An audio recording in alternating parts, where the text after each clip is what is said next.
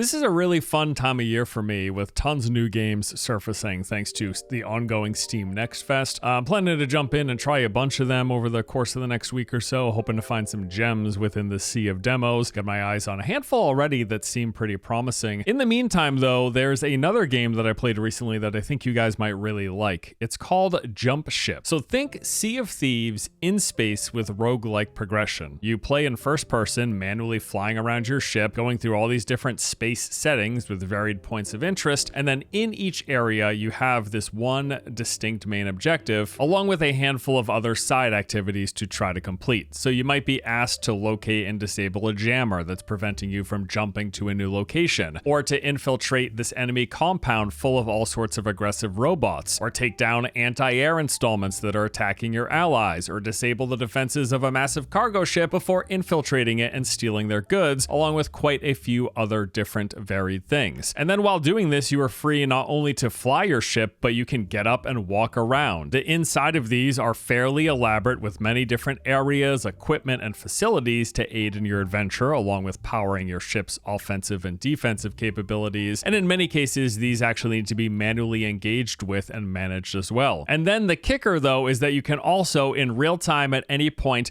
come and go from your ship whenever you please, exiting from one of several different locations, launching out into the atmosphere, flying around space with your jetpack, and then landing at whatever your target location may be, some sort of an installment or a base on the planet side, or a ship that's actually out in space. In fact, a lot of times there are going to be enemy ships attacking you, and you can actually leave your ship physically, directly grappling onto those ships as they fly by, destroying their vitals with your weapon, causing them to then self-destruct, jumping away just in time before the thing explodes, and then grappling back to your own ship as it flies by overhead. And there are lots of many such moments in this game which lead to this gameplay loop that I found thoroughly enjoyable. And because your ship was under attack, it sustained damage, resulting in actual literal fires on board that need to be put out, or sections of your power grid that go offline needing to be restored, or you might get a radiation leak that has to be repaired, and then you need to physically get the radiation off your ship, otherwise it will continue to sustain damage. The entire game flow is you flying your ship to a location, heading towards some objective, fending off whatever enemies happen to arrive in that process, managing the needs of your ship as things are falling apart, and then engaging in first-person combat to eliminate space robots, to deal with those other ships as we mentioned, and then trying to complete whatever task you happen to have. All of this coupled with some seriously legit gunplay, which I was not expecting, frankly. Just surface level looking at this game, I assumed the gunplay would be not great, to be honest. Like a AA indie game, I really wasn't expecting much, but they've done a real solid job. Like even just the base level pistol-like multi-tool feels pretty fantastic to shoot. Yeah, this is a really cool game, and it's been a pleasant surprise, at least from what we've seen thus far, which has amounted to roughly 10 hours of playtime. So that is the high-level overview of Jump Ship. Now I want to go into a bit more detail about all of the components, the gameplay loop, the different systems, and everything that you'll engage with in the game. But first, check out today's sponsor. This is actually also another pretty neat looking game. Today's video is sponsored by Revenge of the Savage Planet. This is an upbeat action-adventure sci-fi satire game where you explore these wacky alien worlds, jumping and shooting your way through 4 vibrant planets, collecting gear and upgrades while uncovering various secrets hidden throughout. The game features third-person action-adventure combat. You can run, jump, shoot, grind, stomp, dodge, slide, lasso, and grapple your way through the world. They promise plenty of challenging combat encounters with alien boss battles, problematic software, and the occasional greedy CEO. There are 4 savage planets to explore, each with their own flora and fauna. You'll search the environment, scanning and cataloging everything into your index, while also defeating enemies and collecting new gear. There's habitat and character customization, with each planet packed with nooks and crannies hiding all manner of rewards and secrets. You can even customize your character as well as your own personal habitat. And this is also a collection game, as you'll lasso and capture dozens of strange alien creatures, and then you can go visit them once they've been relocated into their happy place, these pens outside of your custom space trailer in scenic New Florida. Revenge of the Savage Planet is launching on PC via Steam and Epic Games Store, Xbox Series X and S, and the PS4 and 5 on May 8th, with early access on May the 5th for anyone who purchases the Cosmic Hoarder Edition. You can use my link in the video description below to wishlist the game. Also, if you purchase on Steam, Steam within the first month of launch, you'll receive the Cinco de Mayo Trash Panda suit and a free copy of the original game Journey to the Savage Planet. Lastly, there's a 10% off discount for the first week of launch starting on May 8th, only on Steam. Okay, so let's get back into the specifics and details of Jump Ship. Let's start off with how the basic gameplay loop, like what is it like?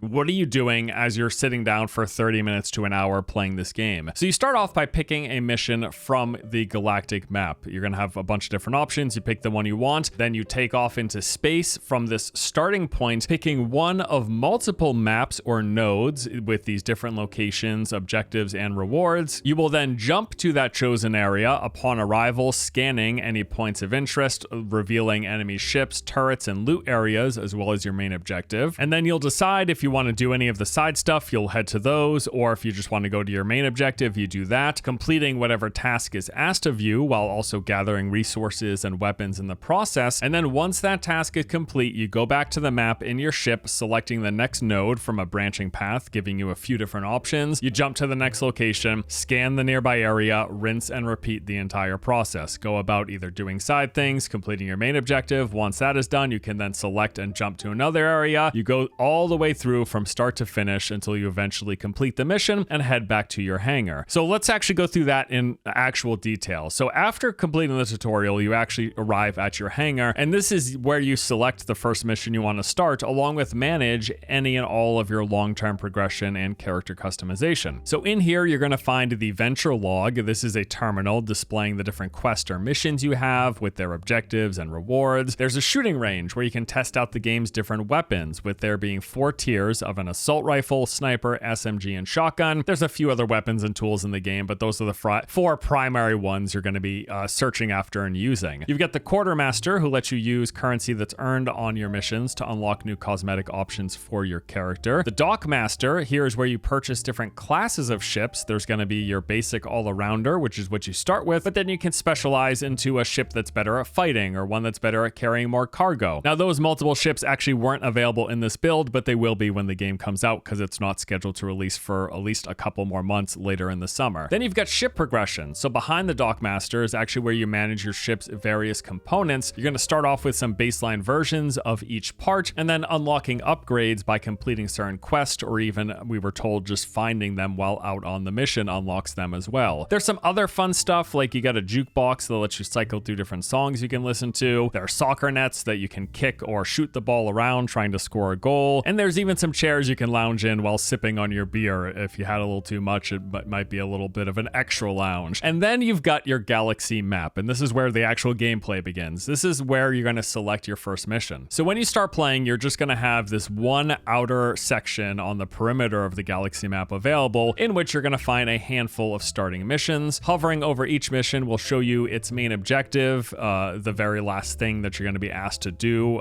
to complete the mission, as well as a challenge rating starting from 1 to trivial all the way up to 5, very hard, an estimated duration of how long that mission completion should take, and then the rewards that you will be given at the end. So there are 2 main types that we have come across so far in terms of the main mission goal. There is the cargo ship raid and the artillery support. Again, this is your ultimate goal. It's going to be the thing that you're doing in the very last map node on the mission. Prior to that, though, you're going to have many different paths with various objectives to pick from while en route. And then as you complete missions, you will unlock new quadrants of the map, slowly moving closer to its center and to more dangerous but also more rewarding areas. Okay, so from the galaxy map, you're going to pick your very first mission. Now, initially, you should probably, the very first one you're going to pick is this trivial difficulty 20-minute run that is literally labeled play this mission first. But for the sake of the video, let's take a look at some of the more fleshed out ones and as what you're going to expect as you play more and more of the game. So we'll start off with, say, one of this moderate difficulty cargo ship raids. So first you pick the mission, everyone in your party then readies up, a countdown timer starts, and you load in. You get a little cutscene of your ship taking off and flying out into space, and you actually first arrive at this neutral point in space. And then as you're on your ship, the very first thing you're going to do is walk to your map, which is located right behind the pilot seat, and here you're going to be displayed and given a couple of different options for what path you want to head down. You'll usually be picking from one of 2 to 3 separate paths with further maps branching from there. And every node is going to display the map's location, whether it's somewhere in space, in an asteroid field, on a planet, on a moon, wherever. It's also going to show the threat level and the reward that you can expect to get for completing it. So you're going to select the first one that you want, and then one player hops into the pilot seat, points the ship in the direction, and then initiates the jump drive, first making sure that everyone is seated, otherwise someone is for a world of hurt. Jumping will then load you into that selected map, and then it's time to do your first objective. Now, before we do that though, I want to actually take a closer look at the ship itself, because there's a lot here. So the ship consists of multiple different locations, terminals, and stations. First off is the sensor display. Right behind the pilot seat on either side of the mission map are two sensor displays that give you this overhead like aerial view of the current map that you're in. So it's going to display the location of your current objective as well as any other noteworthy points of interest. Now, some number of these will actually be hidden, simply requiring you to scan in order to reveal them. And then once scanned, you're either going to see a grouping of enemies, some loot, or other point of interest, and those will remain on your HUD while you are going about completing that particular objective on that particular node. Also on the ship is this power grid. Now this presents you with a grid of open slots which you place the ship's different components in a Tetris-like fashion within. So as you play, you're actually going to find and unlock new reactors along with additional generators that will open up more available slots. And how this works is the higher level components take up more space typically, requiring you to fiddle around with their placement if you want to actually have them available and powered up. Then you've got your assembler. This uses materia, which is a resource that you'll find in a mission, to craft different weapons and utility items. Here you can make weapons like a rocket launcher and an SMG. You can also make a fire extinguisher, ship ammo, armor, a ship repair kit, along with any of the ship's numerous components in case one of them happens to get destroyed or lost. There's the cargo pad. So outside of the ship are actually a couple of transporters that you can use to quickly dump items into, and then those will appear on this pad after they've been deposited to either be moved elsewhere or scrapped, or for you to just pick up if you want to take them out while doing an objective. There's the scrapper, which will turn any items you don't want or some of these hot ones that are specifically made to transfer into materia. And again, that materia is used at the assembler, but also at things like the medical station where you can transfer materia into healing yourself. You're also going to find fire extinguishers at a few locations. You will need to pick those up when your ship inevitably catches on fire, which is going to happen. Also bound to happen is your ship taking damage, in which you will physically need to take repair kits and place them into the core, which will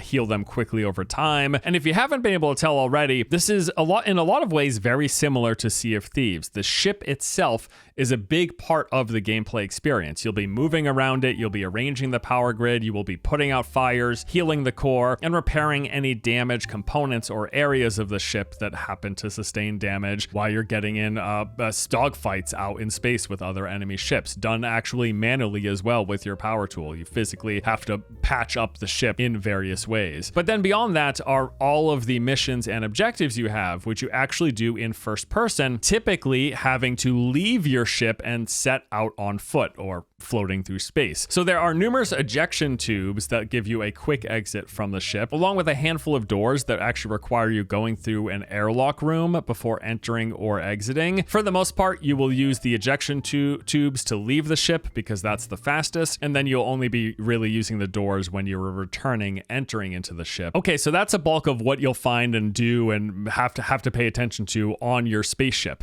Let's talk about the rest of the gameplay experience. So after you first jump and arrive into a brand new map, you're going to have some primary objective like we mentioned. These can vary, but the ones that we've seen most often include the following. You'll have to disable a jammer. The early version of these in particular will have a jammer located in the center of this floating facility. So you'll fly the ship up to it, and then you'll physically get out, board the facility, and then go to this terminal to activate it. At that point, it's going to call in these robot reinforcements attempting to defend the jammer. So you have to deal with those, try to avoid taking damage, destroy them, while also having to attack these 12 different weak points, which are represented by boxes located all around the facility. Once you destroy all of those, and if you haven't died, you can then interact with the terminal again. This begins a self-destruction timer, and after a few seconds, the facility blows up. Make sure you're not sitting in the middle of that, and then you can collect loot from the remnants. There's also jammer ships, which is like the above facility jammers, but it's an actual physical ship flying around. Usually comes with an escort. Attack the ship ship, disable it, board the ship, and then destroy it. Then the jammer's dealt with and you can finally jump again. You'll come across a distress call, which is actually a friendly transporter ship that is under attack. Fly to it, protect it by destroying the enemy ships, and typically there's going to be a larger number and harder ships to deal with here. This is where a lot of the ship combat comes into play. There's also capture points where you have 3 separate bases that are full of enemies. You need to go to the point, kill the enemies, capture it to flip it over to your side. While this is happening, enemies are going to keep spawning in at each of the 3 points, as well as ships spawning in with reinforcements coming from space. And then finally, we've got the investigate signal.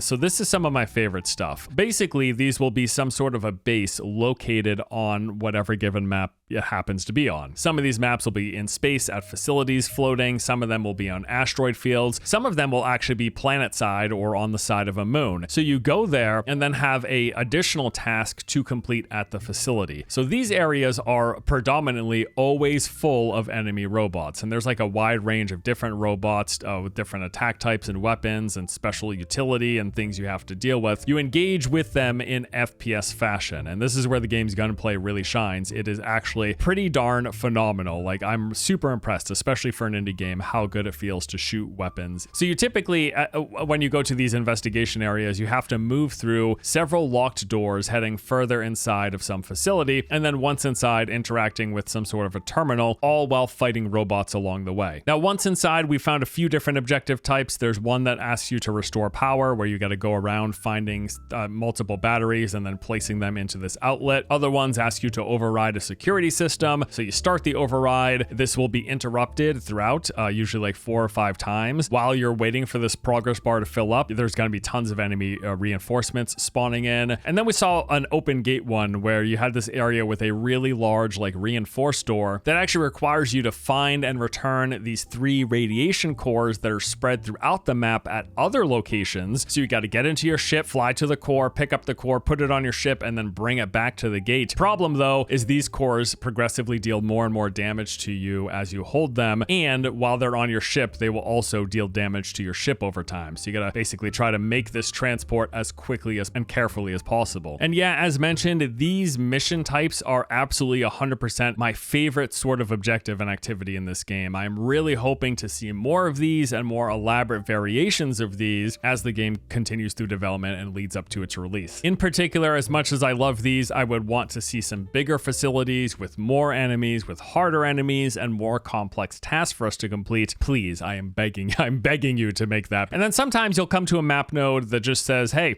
there's some valuables here, go find them, with little to no danger, but just loot to discover. In particular, we found this one asteroid field where we went inside of an asteroid and it was just full of chests with a ton of good items inside. That was fun to find as well. Now, in addition to that main objective in each node that you're jumping to, there's usually a couple of other side things that you can do in each one of those maps. So these include things like buoys or derelict ships. These are just essentially empty stations floating in space devoid of enemies. In most cases, they will have several loot chests with weapons, resources, and currency inside for you to pick up. And then there's also the ship remains, which is just materia that's floating out in space from ships that have been previously destroyed. And then also, as you're going through these missions, there are several threats for you to contend with. So there's going to be floating mines out in space, and if you get too close, they will lock on, track you down, and then jam themselves into your ship. You or a teammate has to then exit and attack them, otherwise they deal continuous damage to the ship's core. There are sentry turrets, which have a very long range, and if you get too close, they fire homing missiles that will explode on impact, damaging your ship. Although I will note they can be dodged if you boost and spin the ship at the last minute. There's also just enemy ships patrolling around. They'll roaming around every single map. If you get too close, they will engage. You'll have to deal with them. There are invasions that can happen, so periodically, besides the roaming ship patrols, you're just going to get new waves of ships spawning in, and you have to deal with those before you can jump to a new location. And then all of this and taking damage and being attacked results in you having to fix your ship. When you take damage, your ship can catch fire. You can also be boarded by enemy robots that have to be killed. And then all of this will cause several spots of the ship to be damaged and require you to walk up and manually repair those as well. So you're just going to keep going. You go to a map node, you jump, you complete the objective, maybe you do the side stuff, you jump to the next one, and you keep jumping from one node to another until eventually you reach the end of your current mission,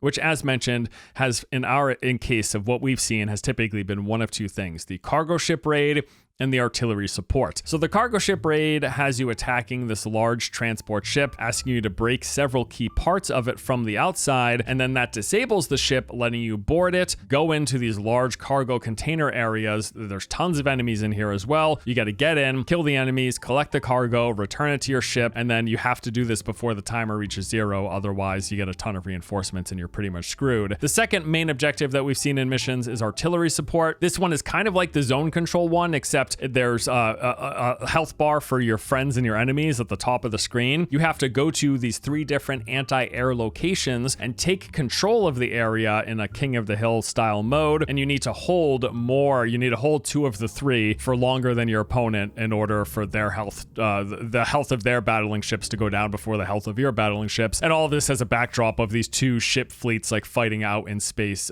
in the skybox, which is pretty cool to see. So the whole process of the mission is you starting it, you picking one of the multiple map nodes, going from one to another, picking the ones that you want, getting to the final objective, completing that objective, and then jumping back to your hangar. Mission complete. Congratulations, you were successful. In terms of progression, there's really not a lot here at the moment. It's pretty much entirely the ship components. You will unlock different variations of each of the components, those being the defense system, pilot cannons, multi-turret, special weapon, engine, reactor, and then auxiliary generators. And they're going to have different strikes for each of the different variations. And then also you can use credits that you get while playing to level them up individually. So you pick a component that you want, you can level it up from levels 1, 2, and I don't know how far it goes, but it keeps leveling. But yeah, no character, no weapon, or no tool progression. None of those. Weapons, character, and tool, there's no way to progress either of those things. It's really just exclusive to the getting the ship components leveled up and trying the different variations. The developer has said they're considering this for the future, but right now they're not sure if they're going to keep it just to ship progression or not. A couple of notes here, starting with my likes. Gameplay, it's top notch. The whole loop, everything about it, and also the game is run amazingly as well for the most part. Handful of areas on a couple of the map nodes that I did see some FPS drops, but even when that did happen, it didn't last for very long, so that's good. But yeah, just the whole experience, the fact that we can smoothly go from flying the ship to getting up and walking around to checking the sensor to checking the map to launching out of the ship, grappling onto an enemy ship, attacking it, blowing it up, then jumping away, flying into some station, picking up some items, shooting a rocket launcher, grappling to the surface of a planet, and then boosting up and flying away, attacking robots, and then going back to my ship. Like, it's just like there's so much happening and it's smooth and fluid, and there's no loading screens when you're within a map. You are loading from like map node to map node as you move through a mission. But while you're within a map, like you're doing all this stuff in the ship, out of the ship, managing, attacking, fighting other ships, fighting the robots,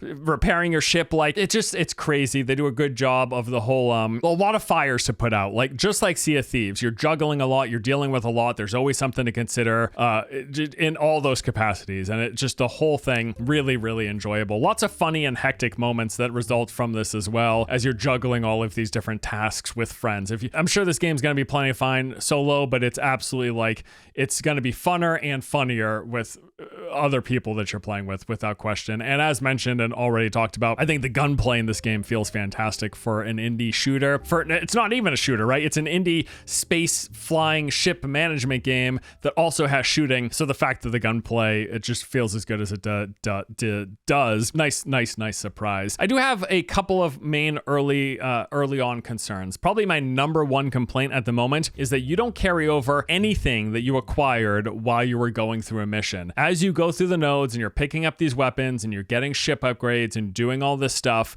and then you get to the final node, you complete the last objective, whether it's just attacking the cargo ship or destroying the anti-air turrets to protect your fleet. You finish the mission, you go back to your hangar, everything you picked up, it's gone. All of that is lost. It does get converted into currency, but man, it just feels bad every time it happens. Not being able to take a cool weapon that you found, or an extra power grid, or upgraded pilot weapons, anything, feels really lame. It especially makes it feel awful if you find anything remotely good on the last 1 to 2 map nodes as you're going through a mission, knowing that it'll be gone if you successfully clear the run. Man, I just really wish you could keep your stuff. Now, the developer has mentioned that they didn't allow this because they don't want to trivialize the difficulty difficulty. But I gotta tell you, already as the game is, it's actually quite hard. Like, we died often. Having to deal with your ship being on fire and getting attacked and controlling these points and all these robots getting summoned in and new ships coming in. Like, we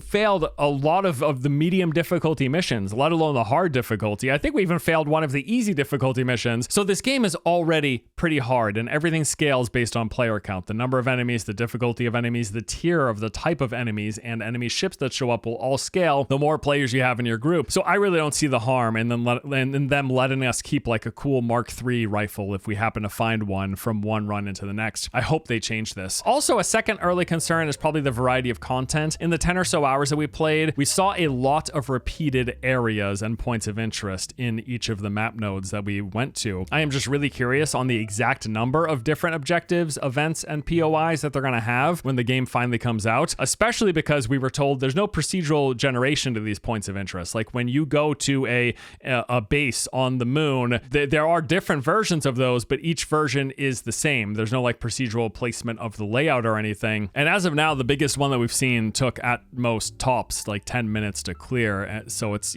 all pretty small, which is fine, but it would be ideal in my opinion if things at least culminated in these much larger locations and objectives. So I'm just really curious if how long it's going to take before you feel like you're constantly going to the same POIs over and over and over again. I'm worried right now that could be a concern, but we'll see when the game fully comes out. Also, lastly, while performance was good, I had like smooth FPS for the most part, pretty much the entire time. I did notice a high number of client crashes. Could be the build, could be my PC, really not sure, but I just wanted to make note of that. Otherwise, man, yeah, Jump Ship, pretty great. Now, the game is planning to have an early access launch sometime in the summer of 2025. No exact date or month has even been announced as of yet. What we played recently was an early preview build, and they still have many more months of development to go before it's released and ready to play. But as is, I love the core loop. I think they've built something quite enjoyable for at least those first 5 to 10 hours that I've seen so far. Like I said, my biggest worry at this point is if they're going to have enough variety to keep people around long term, and that the progression system, whether or not it's going to provide enough incentive for people to keep coming back over and over and over again. Both of which may very well be fine come this game's release. But those are just my initial thoughts from this early hands-on. But yeah, like I said at the top, I think this is a pretty cool game. Definitely something I thought some of you guys might be interested in. So there you go. That is our look at Jump Ship. Thank you guys for watching. Hope you enjoyed the vid. I'll see y'all next time, right? Take it easy.